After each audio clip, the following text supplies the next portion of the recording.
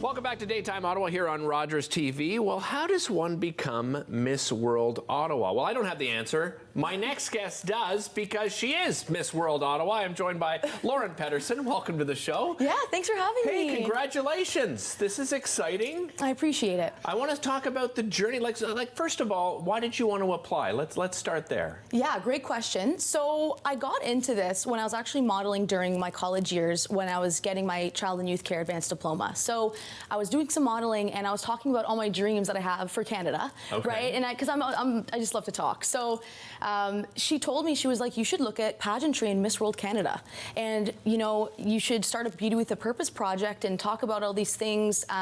You could really go far. So I applied, and it took a couple of months, and I had some interviews and all these ideas and more accessible therapy that I wanted to create, and I got in. Yep. Yeah. So I mean, describe the process a little bit more. Yeah. So obviously you send in the form, the application form. Yeah. What happens from there? So it's pretty lengthy. Okay. So a lot of paragraph formatting, and I'm taking my time in between all these classes and everything else, right?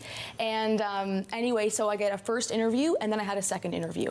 Yeah. So after that, I'm like, I guess I'm gonna just do this. Right. I went downstairs, told my family, hey, let's go to Miss Ontario. And they're like, this sounds fitting. I'm always trying to live life to the fullest. So went and became a finalist in the top 10. So then now Miss World Canada is next month.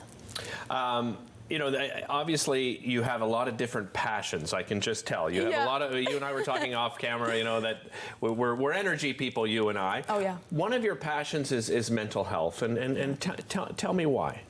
So it's a great big story. Overall, I think that there's nothing in this world as important as your mental health. Mm-hmm. And while I started studying child psychology, I saw that so much was rooted in our childhood, if not 90% of it, right? So in doing that, in doing my studies, I was seeing and I was working with these children that came from abuse and neglect. And when it's one thing to hear about statistics, but it's different to meet the children and to meet, trauma stories. So I saw the gaps in the system, and I felt this need to, okay, how can I be proactive? How can I help these children that I'm looking at? How can I get you therapy at home during COVID? Okay, so then, that became my greatest passion, and it's just, I'm a child counselor, it's everything, my volunteer work, I circle my life around children's mental health. So what are you doing now? Well, I know you're working more than one job, is my understanding. Yes. Is that right? Okay. So I'm everywhere, but mainly I'm a child and youth counselor in a clinical position at CHIO.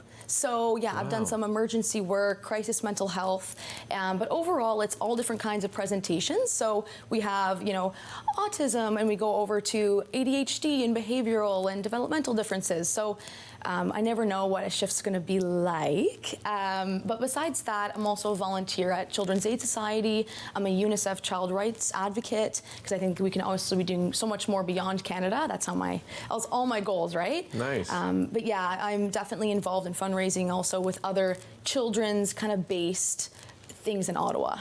You mentioned, noticing gaps in the system. What are some of those gaps, Lauren, that you've recognized? So I see there's an area to increase funding, for sure. Oh, for sure. Funding needs to be allocated from who knows where higher ups, but to these community-based organizations. So, for example, who you had previously on, that's a great example of a resource center that maybe could benefit greatly from additional funding. That's a gap.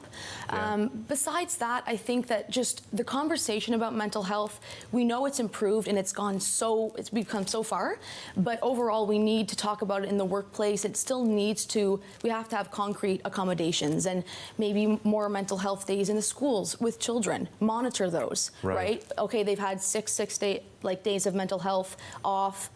Let's get a psychotherapy referral. So we need more. The other gap would be definitely getting those little things, concrete differences made. You mentioned the volunteering that you've done. First of all, it's incredibly impressive, but where did that come from? Was that something your family has always done? So you nailed it. Yes. Okay. So yeah, you're so in tune. So overall, I grew up in a household where it was like, let's give back always to the community, be engaged in your community.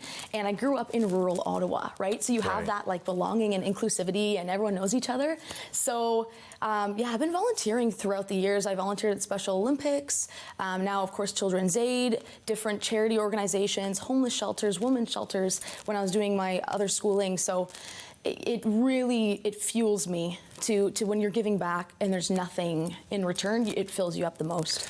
So the big competition happens in Toronto, right? Yes. November the 7th. Is there any kind of preparation that you need to do? What are you doing leading up to that competition? Well, you know, there's a lot of prep. Is there? There's a lot. Yeah. I make a joke that I'm like 7 to 7 every day. So 7 a.m. it's like, okay, I'm on. I have my coaching. I have my people that are kind of managing me a little bit, helping me with all my endeavors and creating that Beauty with a Purpose project, making sure it's pristine. I'm creating a website for children, by the way. There's a debut on that. It's coming. Okay. It's coming. All right. But yeah, so also runway, walk, everything. I'm getting trained in Toronto in a few weeks before I do go back to Toronto again to walk and everything. There's a So lot. I imagine, you mentioned you've got a great support group around you, but probably, seeking further support. How can people support your journey here? Yeah, so there's multiple ways.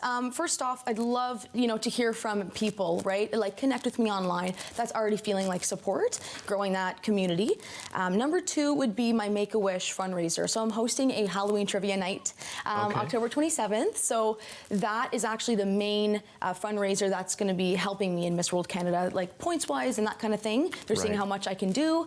So please look at that also online. And besides that, I would say voting for me on Catch the Crown. Okay. So that's the last thing, and that's going to be during the week. You brought your crown here. I did bring my crown. It's for you. Can I touch the crown? You can wear it. I can wear the crown. You can put it on. Look at that hair, let's Okay, I got to put it, while I'm doing this, tell everybody at home how they can find you online on social media. Yeah, so you can find me on multiple different platforms. I have my website. Oh my God, look at it shining.